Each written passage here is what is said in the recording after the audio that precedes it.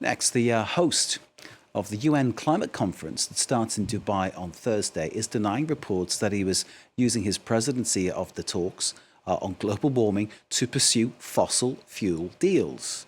The allegations against Sultan al-Jaber have found long-running suspicions over the wisdom of a petrostate, that's the United Arab Emirates, hosting the COP28 talks.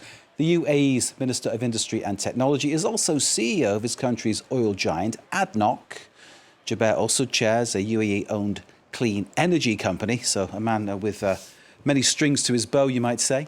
He strongly denies reports that he was using his position as COP president to pitch new oil and gas investments to foreign governments. The allegations emerged in an exposé by the Center for Climate Reporting.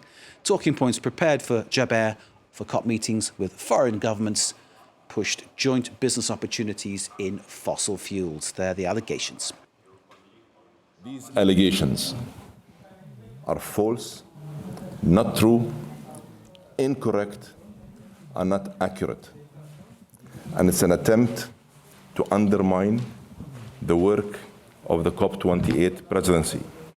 I promise you, never ever did I see these talking points that they refer to, or that I ever even used such talking points in my discussions. And there we go. Totally balanced. Both sides of the story outlined there. Let's bring in for the analysis a climate scientist.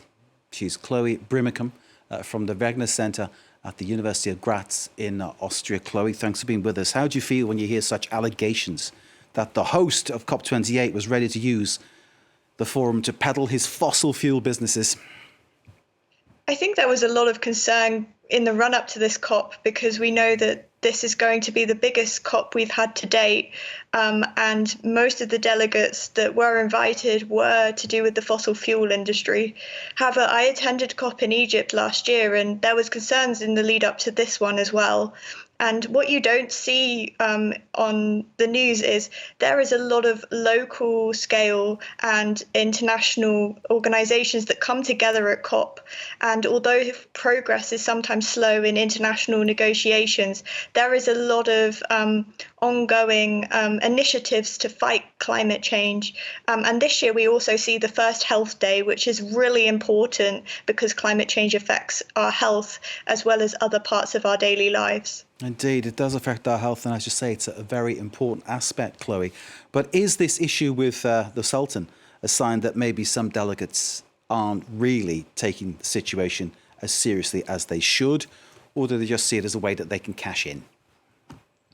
There is definitely a lot of concern. I mean, we've seen a lot of extreme weather around the world that is increasing as a result of our changing climate. And we've already heard in the lead up with COP starting tomorrow that there is concerns over the use of fossil fuel phase out in some of the texts. And we need a fossil fuel phase out. We need a green transition urgently if we are going to keep global temperature rise to 1.5 degrees Celsius. And we've seen that this year is on record to be the hottest on record, and we really don't want to miss the opportunity, which is getting shorter and shorter, to limit global temperature rise to 1.5 degrees Celsius and have these impacts that we saw in the summer in Europe happening year on year and getting worse. Indeed, and I remind people that you are a climate scientist. This isn't an activist talking. This is someone who's looking at these things with the cold scientific eye. This is the situation we are in. What was pledged in Paris all those years ago isn't probably going to happen, is it? It seems very unlikely, and this year we will be able to tell whether countries are on target. We know so far from scientific evidence that it seems that they aren't, and we know that we need countries to be more ambitious about their plans to cut emissions, whether this is carbon emissions, but also another greenhouse gas, methane, which also increases our warming. But we also need governments to be serious about loss and damage funding, which will be a big focus of this COP, and also adaptation funding, because as we saw in a report by the UN Environmental Programme this last week, there is an inequality in those cutting emissions, but also those impacted by the worst effects of climate change.